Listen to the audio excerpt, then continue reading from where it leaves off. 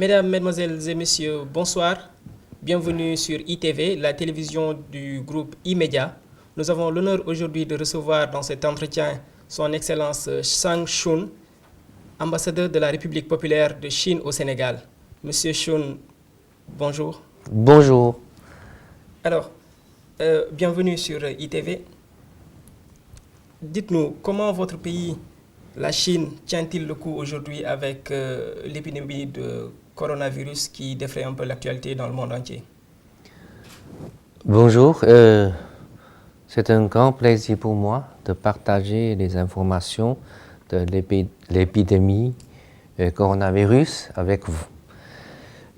En fait, depuis plus d'un mois, de nombreux cas de pneumonie de nouveaux virus coronavirus sont apparus à Wuhan. C'est une ville au centre de Chine et aussi chef-lieu de la province de Hubei. Et ce virus a été ensuite nommé 2019 nCoV par l'OMS. Le 30 janvier dernier, l'OMS a annoncé que l'épidémie de 2019 nCoV constitue une urgence de santé publique de portée internationale. Le directeur général de l'OMS a expliqué que cette annonce aidera aux pays à prendre des mesures scientifiques et raisonnables pour prévenir les épidémies, en particulier dans les États dont les systèmes de santé sont plus faibles. Et depuis l'apparition de cette épidémie, le gouvernement chinois y a attaché une importance majeure. Maintenant, en Chine, le travail anti-épidémie est la priorité des priorités, comme priorité. Et beaucoup de mesures ont été prises, surtout dans les 4 domaines maintenant. Premièrement, c'est la déclaration de plus haut niveau de l'urgence de santé publique à l'échelle nationale. Ça, c'est maintenant, toute la Chine a été sensibilisée. Pour nous, maintenant, le plus important, le travail le plus important, tout d'abord, c'est pour faire savoir au public qu'est-ce que c'est cette maladie épidémique. Comment pour les prévenir. Comment pour se protéger. Il ne faut pas avoir de panique, pas de terreur. Parce que quand on sait qu'est-ce que c'est ce coronavirus, comment pour les prévenir, on peut réaliser que c'est une maladie évitable. On peut éviter quand on sait comment pour les prévenir. Quand on sait qu'est-ce que c'est cette épidémie, ok, on peut les contrôler. Et les mesures les plus efficaces maintenant, parce que la Chine, comme vous savez, nous avons beaucoup de population. Le mois de janvier, justement, c'est le nouvel an chinois. Il y a beaucoup de déplacements, beaucoup de voyages, beaucoup de circulation des citoyens. Donc, dans ce cas-là, notre travail, c'est de limiter, de minimiser le déplacement de tout le monde. Nous avons conseillé au public, à tout le monde, de rester à la maison, de minimiser leur déplacement à l'extérieur. Donc, nous avons prolongé les vacances de fête de printemps. Et nous avons annulé toutes les manifestations, tous les mouvements de masse. Parce que pendant les fêtes, il y a beaucoup de manifestations pour le moment. On a supprimé tout ça. Dans la ville de Wuhan, la zone la plus touchée par cette maladie est dans la province de Hubei. Nous avons pris des mesures plus de mesures plus strictes. Et maintenant, tous les habitants de Wuhan, de Hubei, ne peuvent pas sortir. C'est pour limiter, c'est pour couper la voie de propagande de cette épidémie. Et troisièmement, c'est renforcer les capacités et les moyens de traitement, centraliser, rassembler toutes les ressources sanitaires en Chine, surtout dans la ville de Wuhan et dans la province de Hubei. Et nous avons construit pendant 10 jours dans la ville de Wuhan 2 hôpitaux spécialisés contre l'épidémie avec 2000 lits. 2 hôpitaux, chaque hôpital 1000 lits. 2 hôpitaux, nous avons les construits en 10 jours. Et nous avons aussi transformé plusieurs stades, centres d'exposition en hôpitaux provisoires. Ça peut ajouter encore 10 000 lits. En même temps, des milliers, plus de 10 000, je pense, 10 000 de personnes, des experts, des médecins, infirmiers, sont venus de toutes les provinces de Chine dans la ville de Wuhan et dans la province de Excellence, on parle aujourd'hui de plus de 630 morts. Pendant ce temps, le Sénégal met en place une cellule d'accompagnement psychologique pour accompagner les étudiants sénégalais établis en Chine. Votre premier commentaire? Oui, pour le gouvernement chinois, nous publions chaque jour, tous les temps, les informations sur la situation de l'épidémie au niveau national et international. Jusqu'à maintenant, le cas confirmés atteint 31 000. Le cas de décès dépasse 600. Et aussi les cas guéris atteint 1500, plus de 1500. Il y a des Sénégalais à Wuhan, dans la ville de Wuhan. Ce sont surtout des étudiants, les 13 étudiants là-bas. Ils sont en bonne santé. Ils sont bien surveillés par notre autorité, par les autorités des instituts universitaires.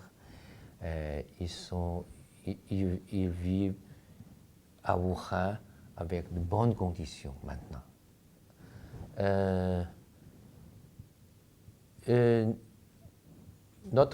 Notre ministère des Affaires étrangères et notre ministère de l'Éducation, nous attachons une grande importance à la santé, à leur vie à Wuhan. Jusqu'à maintenant, tout se passe bien. Ils vivent là-bas calmement. Toutes les nourritures, tous les objets nécessaires de la vie sont garantis. Et à Wuhan, maintenant, non seulement des médecins, des infirmiers sont venus, mais tous les approvisionnements, des aliments, des nourritures, toutes les choses nécessaires sont aussi transportés vers Wuhan. Pour la ville de Wuhan, pour la vie, il n'y a pas de problème. Et le traitement des hôpitaux, on est en train de renforcer toutes les capacités. Vous l'avez dit, la Chine déploie le maximum de moyens pour circonscrire un peu l'épidémie, mais il y a de plus en plus des pays qui ont cherché à rapatrier leurs compatriotes sur place. Comment la Chine voit ces décisions, ces mesures prises par ces pays? Ok, il y a quelques pays, il n'y a pas beaucoup de pays, il y a quelques pays qui ont décidé de rapatrier leurs ressortissants de Wuhan. même de Chine. Mais j'ai dit tout à l'heure que le directeur général de l'OMS a dit que maintenant, il n'a pas conseillé, n'a pas conseillé aux autres pays de rapatrier leurs ressortissants. Parce que maintenant, c'est le moment très important pour la lutte contre cette épidémie. C'est le moment crucial. Le rapatriement des ressortissants de Wuhan n'est pas la première choix pour éviter cette épidémie. À Wuhan, il existe maintenant 6 millions d'habitants.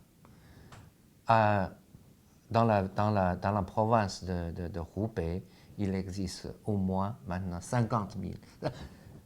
6 millions à Wuhan et 50 millions à Hubei, les habitants là-bas. Et nous avons assez de moyens et nous sommes capables de protéger les gens à Wuhan et les gens à Hubei pour qu'ils ne puissent pas être contaminés par cette maladie. Si vous prenez la décision de rapatrier une certaine personne de Wuhan, ça pose beaucoup de problèmes sur le plan technique maintenant. Parce qu'en Chine maintenant, il est interdit des habitants de Wuhan de sortir de Wuhan dans une autre ville. Si vous rapatriez, il faut rapatrier directement vers votre pays. Et ça va aussi provoquer peut-être d'autres problèmes sur le plan de la prévention de l'épidémie. Si vous restez maintenant à la maison, les étudiants restent dans le campus,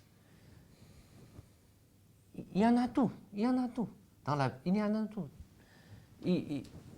On a de télévision chaque jour, on a de l'internet, on peut téléphoner en communication avec leur famille. Mais peut-être c'est pas assez. Vous ne pouvez pas faire assez de choses comme auparavant. Mais pour la vie, on peut garantir. Alors, si on voit l'ampleur des moyens annoncés et dégagés par la Chine, notamment, vous l'avez évoqué tantôt, la construction de 2 grands hôpitaux en un temps record, une dizaine de jours, est-ce que... Pas encore dizaine, les 2 hôpitaux sont sont déjà construits en une dizaine de jours, oui. Pas en dizaine de jours. En dizaine de jours, c'est construit. Oui, effectivement. Maintenant, ça fonctionne maintenant. Oui, ça fonctionne. Je veux dire, Oui. si on considère l'ampleur des moyens qui ont été dégagés à ce niveau, et par rapport aux chiffres qui ont été annoncés, aujourd'hui, est-ce que la communauté internationale a des raisons de croire que la situation est vraiment sous contrôle et que les chiffres vont peut-être être plus restreints? Oui, le chiffre augmente. Les différents chiffres augmentent. Mais il faut faire une analyse.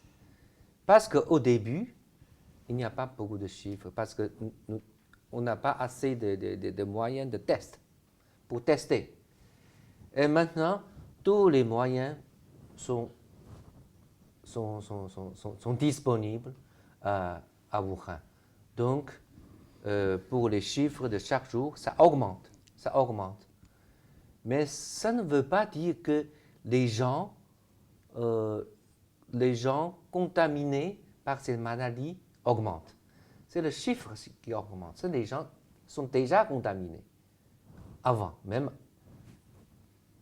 avant quelques jours là, avant 2 semaines là.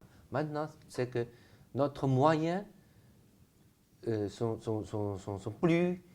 Nous avons plus de moyens de tester, de soigner et de hospitaliser les patients. Excellence, tout à l'heure, vous avez évoqué le cas des étudiants, surtout le cas des étudiants sénégalais qui sont à Wuhan.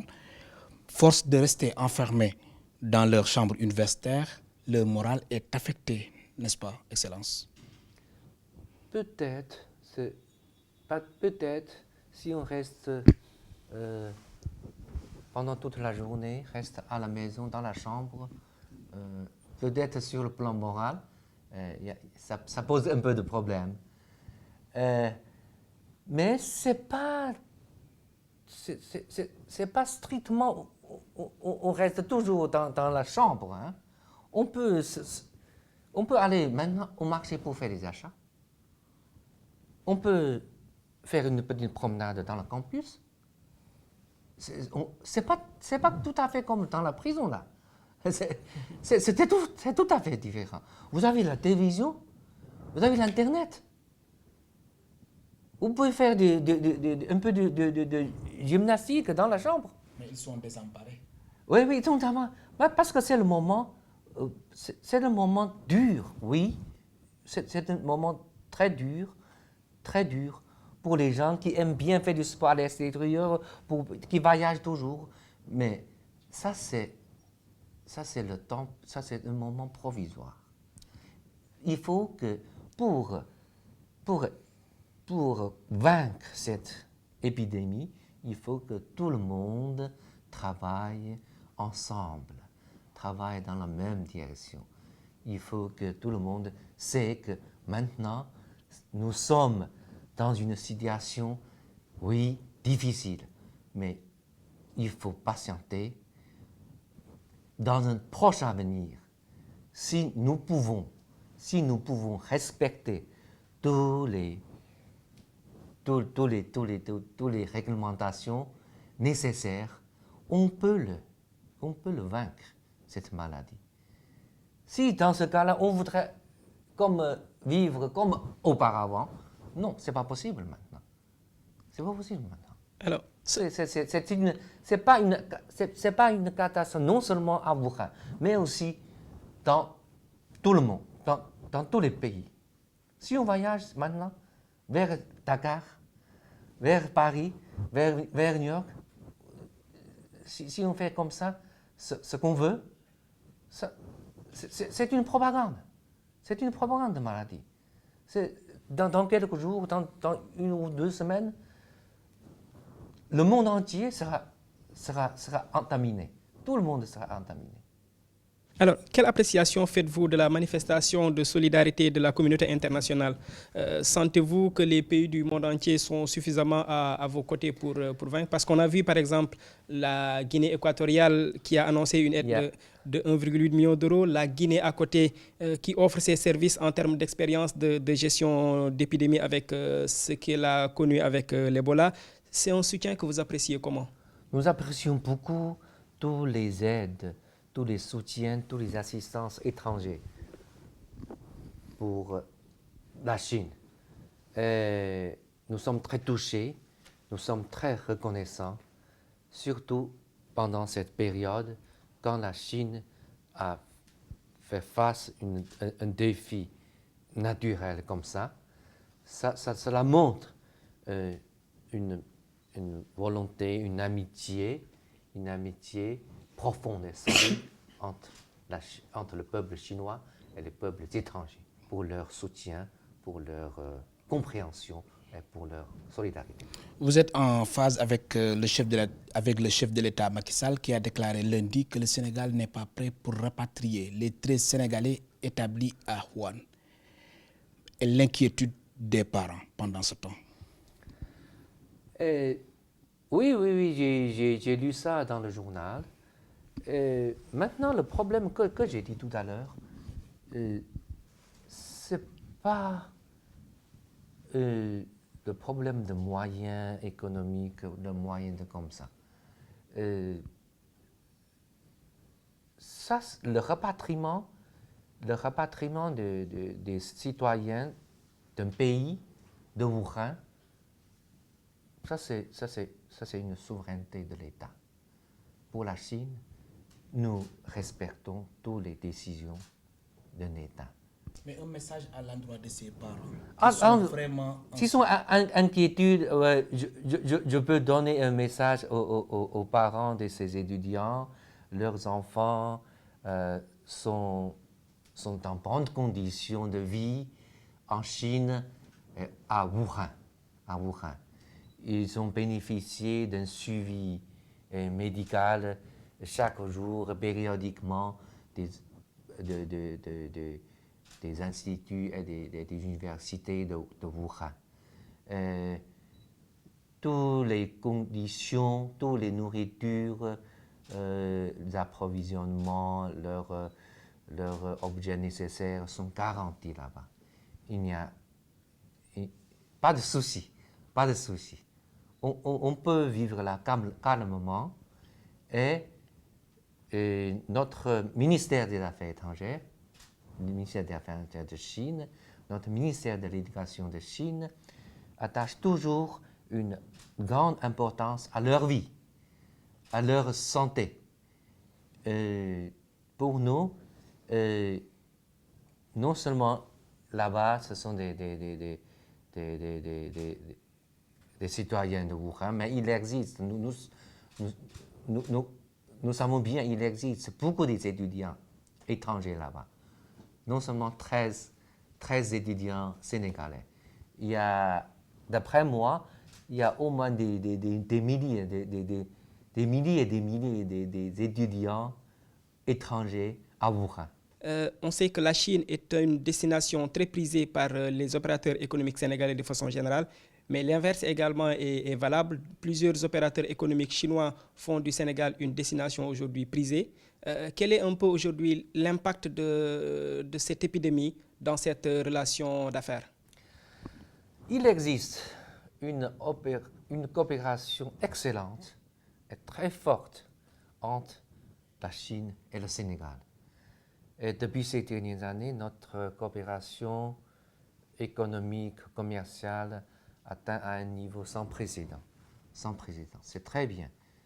Surtout des échanges de personnes, des échanges des produits, des marchandises sont très fortes. Oui, maintenant, à cause de l'épidémie, les échanges maintenant sont diminués. Ça donne un peu d'influence négative, mais je pense que ça c'est très limité, très limité, et aussi c'est provisoire. C'est une influence provisoire. Il nous reste beaucoup de temps. Après l'épidémie, on va rattraper le temps très vite pour récupérer tous ces...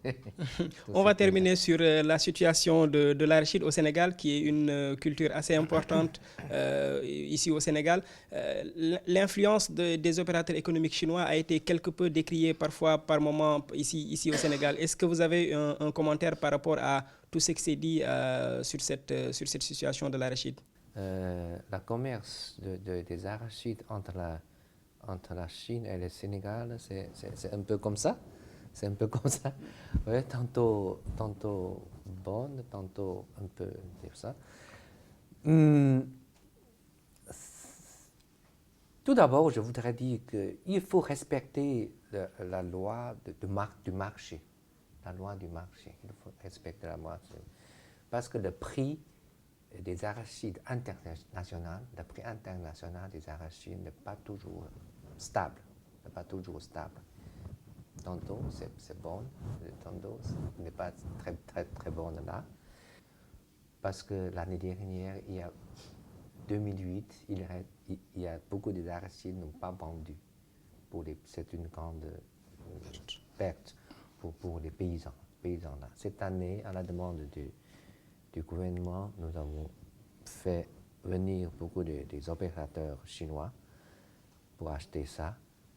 Mais quand beaucoup de gens sont venus, ça pose aussi des problèmes. C'est ça, c'est comme vous avez. Ça pose aussi des problèmes pour des commerçants locaux, pour des usines locales. Excellence, un montant estimé à 20 millions de francs CFA aurait été emporté par des individus armés dans l'attaque d'un point de collecte de graines d'arachide appartenant à des opérateurs chinois. C'était dans la nuit du 4 au 5 janvier. Il s'agit d'une deuxième agression perpétrée contre des citoyens chinois. Ce n'est pas une bonne chose, bien sûr. Quand les opérateurs chinois sont venus ici, ça c'est pour répondre à l'appel du gouvernement. C'est aussi, dans l'ensemble, c'est une bonne chose pour l'économie du Sénégal. Le cambriolage, le vol, il existe contre les opérateurs chinois. Pour nous, pour notre ambassade, nous sommes très déçus de ces choses-là. Mais le gouvernement, tout de suite, surtout le président Macky Sall a réagi. Il a donné des instructions à la police, à la gendarmerie, pour faire tout nécessaire pour protéger les opérateurs étrangers en Chine. Oui, ok. J'apprécie beaucoup des réactions et des mesures prises par le gouvernement sénégalais. Voilà qui met un terme à cet entretien. Nous allons, juste avant de libérer son Excellence, vous lui demander s'il parle encore quelques mots en Wolof, puisqu'il a fait 4 ans au Sénégal. Je ne peux pas, pour moi, c'est très difficile de parler en Wolof. Bien, ok, merci. Merci beaucoup, chers téléspectateurs. Nous vous donnons rendez-vous prochainement sur tous les supports du groupe E-Media.